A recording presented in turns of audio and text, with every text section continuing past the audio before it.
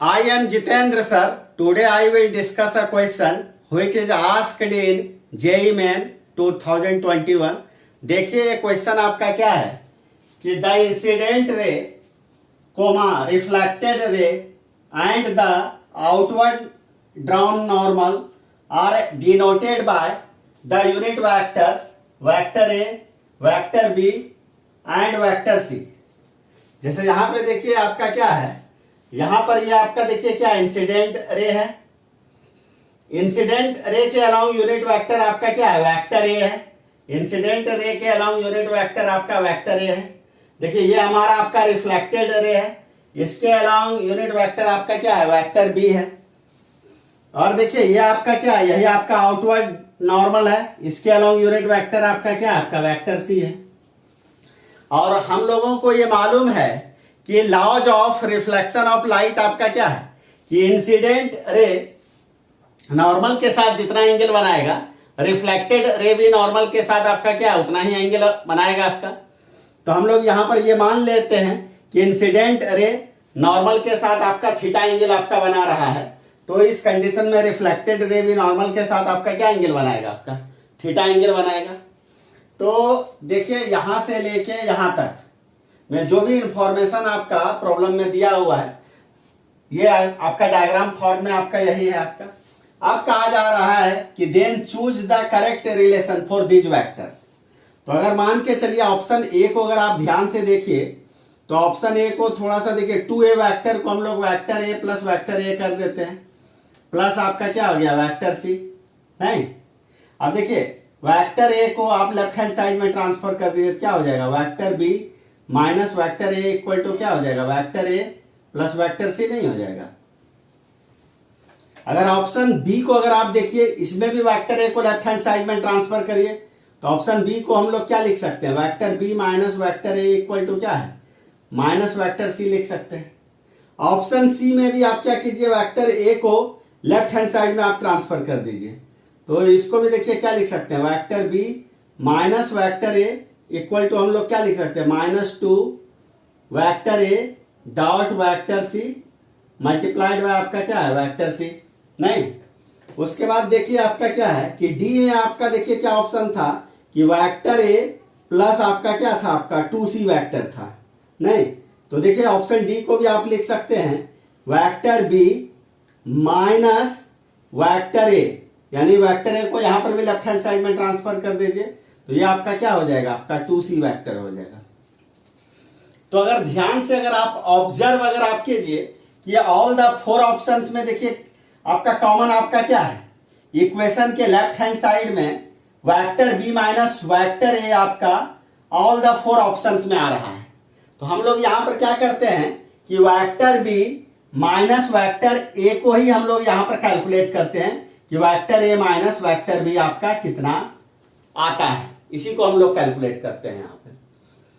अब देखिए क्या है कि vector B minus vector A को देखिए आप क्या लिख सकते हैं, vector B minus vector A को लिखा जा सकता है vector B plus minus vector A. नहीं, हम लोग यहां पर देखिए क्या है कि वेक्टर बी को हम लोग यहां पर देखिए वेक्टर बी को हम लोग वेक्टर पी कहते हैं, यानी वेक्टर बी को हम लोग वेक्टर पी कहते हैं प्लस, और माइनस वेक्टर ए को हम लोग क्या कहते हैं, वेक्टर क्यू कहते हैं। तो देखिए क्या है कि वेक्टर का देखिए आपका एक बहुत वीवीआई रिजल्ट है कि किसी एक पॉइंट पर अगर 2 वेक्टर्स अगर ऑपरेट करे, जैसा आप समझिए कि एक वेक्टर हमारा आपका पी है और दूसरा वेक्टर हमारा आपका देखिए दूसरा वेक्टर हमारा आपका क्यू है, दूसरा वेक्टर आपका वेक्टर क्यू है। और यहां पर अगर आप ध्यान से देखिएगा ना तो वेक्टर बी भी आपका क्या, आपका एक यूनिट वेक्टर है और वेक्टर ए भी आपका क्या है, आपका एक यूनिट वेक्टर है। यानी कहने का मतलब ये हुआ कि वेक्टर ए अगर एक यूनिट वेक्टर है तो वेक्टर ए का मैग्नीट्यूड आपका कितना होगा, 1। तो माइनस वेक्टर ए का भी मैग्नीट्यूड आपका क्या होगा, 1 ही ना होगा। तो माइनस वेक्टर ए भी आपका क्या, आपका ये भी आपका एक यूनिट वेक्टर ही है। तो यहां पर देखिए क्या है, यहां पर वेक्टर पी का अगर मैग्नीट्यूड अगर आप देखिएगा तो वेक्टर पी का मैग्नीट्यूड इक्वल टू आपका क्या हो जाएगा, वेक्टर बी का मैग्नीट्यूड। और वेक्टर बी हमारा आपका क्या है, एक यूनिट वेक्टर है, तो इसका मैग्नीट्यूड आपका क्या हो जाएगा 1। और वेक्टर क्यू का अगर आप मैग्नीट्यूड को अगर आप देखिए तो क्या हो जाएगा, जो आपका माइनस वेक्टर ए का मैग्नीट्यूड होगा और माइनस वेक्टर ए का भी मैग्नीट्यूड आपका क्या है 1 ही है। यानी यहां पर वेक्टर पी का मैग्नीट्यूड जितना है वेक्टर क्यू का भी उतना ही मैग्नीट्यूड है। तो यहां पर वेक्टर पी और वेक्टर क्यू का जो रिजल्टेंट होगा, रिजल्टेंट का मतलब आपका क्या होता है वेक्टर सम, यानी vector P and vector Q का जो रिजल्टेंट होगा इसका मतलब vector P and vector Q का जो वेक्टर सम होगा। तो यहां पर देखिए वेक्टर सम, यहां पर देखिए यही आपका क्या हो जाएगा, वेक्टर सम हो जाएगा आपका। और हम लोगों को मालूम है कि वेक्टर पी वेक्टर क्यू और इन दोनों का सम, तीनों का तीनों आपका क्या होगा, एक ही प्लेन में होगा।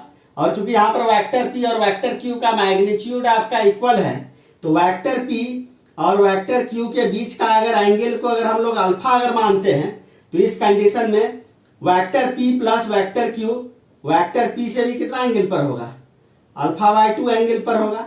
और वेक्टर क्यू से भी वेक्टर पी प्लस क्यू आपका कितना एंगल पर होगा, ये भी आपका अल्फा/2 एंगल पर ही आपका होगा।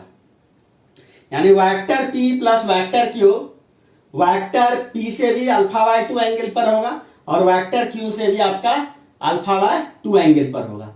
और साथ ही साथ vector P plus vector Q का जो मैग्नीट्यूड निकालने का आपका फार्मूला आपका क्या हो जाएगा, यहाँ 2।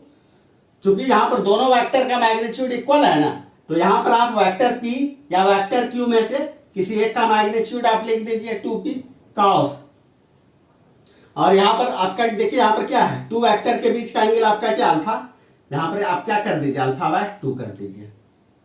और चूंकि यहां पर मालूम है कि वेक्टर पी का मैग्नीट्यूड आपका क्या है, आपका 1 है, तो सिंपली ये आपका क्या हो जाएगा, ये आपका सिंपली हो जाएगा 2 वेक्टर पी का मैग्नीट्यूड 1 cos अल्फा बाय आपका क्या हो जाएगा 2। और vector P plus vector Q को हम लोग यहां पर लिख क्या सकते हैं, vector B minus vector A लिख सकते हैं। Vector B minus vector A equal to आपका क्या हो जाएगा 2 cos अल्फा बाय आपका क्या हो जाएगा, आपका 2 हो जाएगा। नहीं, अब डायग्राम में आप देखिए ध्यान से, यहां पर देखिए क्या है कि यहां पर डायग्राम में देखिए vector B minus vector A आपका किधर होगा, देखिए वेक्टर ए आपका इधर है, नहीं तो हमको देखिए हमको क्या चाहिए, माइनस वेक्टर ए चाहिए ना। तो वेक्टर ए का जो डायरेक्शन है ठीक उसके अपोजिट डायरेक्शन में आपका क्या होगा, आपका यहां पर माइनस वेक्टर ए हो जाएगा, नहीं यानी माइनस वेक्टर ए आपका कुछ ऐसा हो जाएगा। नहीं, क्योंकि इंसिडेंट रे जिस डायरेक्शन में इंसिडेंट होता है उस डायरेक्शन में यूनिट वेक्टर रहा है आपका वेक्टर ए। तो रे जिस डायरेक्शन में इंसिडेंट होता है उसके अपोजिट डायरेक्शन में यहां पर आपका वेक्टर आपका क्या हो जाएगा, माइनस वेक्टर ए हो जाएगा। तो यहां पर देखिए तो एक वेक्टर आपका देखिए बी है, दूसरा वेक्टर आपका माइनस ए है। और देखिए तो बी वेक्टर का भी टेल और माइनस ए वेक्टर का भी टेल आपका कहां है, दोनों आपका एक ही जगह पर है ना। तो चूंकि यहां पर देखिए आपका क्या है कि बी वेक्टर और माइनस ए वेक्टर दोनों का मैग्नीट्यूड आपका क्या है, आपका इक्वल है। तो बी वेक्टर और माइनस ए वेक्टर का जो रिजल्टेंट होगा, रिजल्टेंट का मतलब आपका क्या हो गया, वेक्टर सम। तो बी वेक्टर और माइनस ए वेक्टर का जो रिजल्टेंट मतलब इस दोनों का जो वेक्टर सम हो जाएगा बी माइनस ए, ये आपका क्या होगा, वेक्टर बी से जितना एंगल पर होगा वेक्टर माइनस ए से भी उतना ही एंगल पर होगा। यानी कहने का मतलब जिधर आपका वेक्टर सी है ना उसी डायरेक्शन में आपका क्या हो जाएगा, आपका vector B minus vector A भी हो जाएगा। यानी ये भी आपका बहुत वीवीआई लाइन हो गया कि आपका vector B minus vector A यहां पर आपका क्या हो जाएगा, किधर हो जाएगा, अलोंग आपका हो जाएगा किधर, वेक्टर सी। और यहां पर एक चीज अगर आपको ध्यान से देखना है कि वेक्टर बी और माइनस वेक्टर ए के बीच का एंगल आपका कितना होगा। देखिए यहां पर ये आपका वेक्टर बी है और ये आपका माइनस वेक्टर ए है, ये तो इस दोनों के बीच का एंगल क्या है, थीटा प्लस थीटा, यहां पर आपका क्या है 2 थीटा। तो बी और माइनस वेक्टर ए यानी पी और क्यू के बीच का एंगल यहां पर आपका क्या है, बी और माइनस ए के बीच का एंगल 2 थीटा है। तो यहाँ पर अल्फा के जगह पर आप क्या कर दीजिए, 2 थीटा रख दीजिए, तो 2 कॉस आपका क्या हो जाएगा, 2 थीटा बाई 2 हो जाएगा, सिंपली 2 कॉस थीटा नहीं हो जाएगा।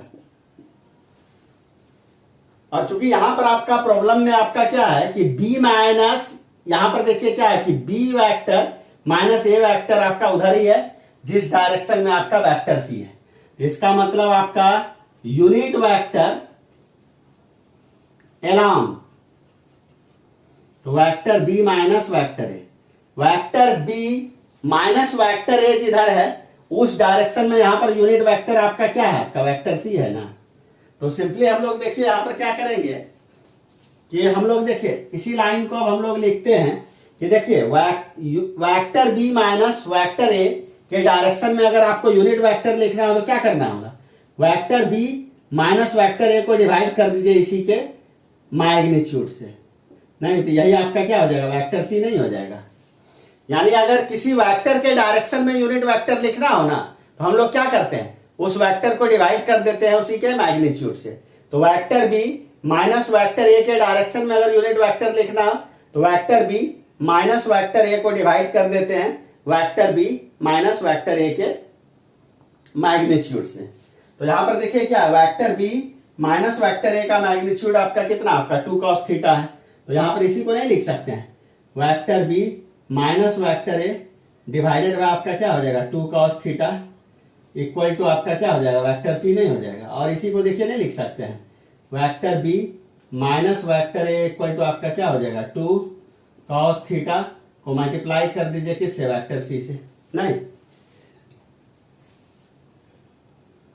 अब देखिए यहां पर अगर आप ध्यान से अगर आप देखिएगा तो ध्यान से अगर आप देखिएगा तो vector b minus vector a equal to, इसमें देखिए अगर आप ध्यान से देखिए तो इसमें हम लोग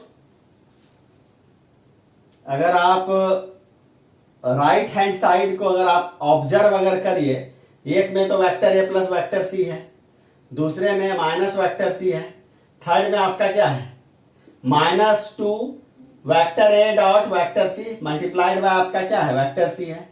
और आपका अगर d में अगर देखिएगा तो आपका क्या है, 2c वेक्टर है, नहीं। तो हम लोग यहां पर देखिए, हम लोग यहां पर क्या करते हैं कि यहां पर आपका, यहां पर हम लोग अब आपका vector a dot vector c को हम लोग निकालते हैं, ठीक है। तो vector a dot vector c आपका क्या आता है, तो यहां देखिए वेक्टर c आपका इस डायरेक्शन में है, नहीं, ये आपका देखिए ये आपका इस डायरेक्शन में आपका देखिए इसी डायरेक्शन में आपका ये आपका वेक्टर a हो गया, नहीं। और यहां पर देखिए, यहां पर अगर आप ध्यान से अगर देखिएगा ना तो ये अगर एंगल अगर थीटा है, ये भी एंगल आपका थीटा हो गया, नहीं। तो यहां पर देखिए वेक्टर c आपका इधर है और वेक्टर a इधर है, तो इस दोनों के बीच का एंगल आपका क्या हो जाएगा, 180 डिग्री माइनस थीटा।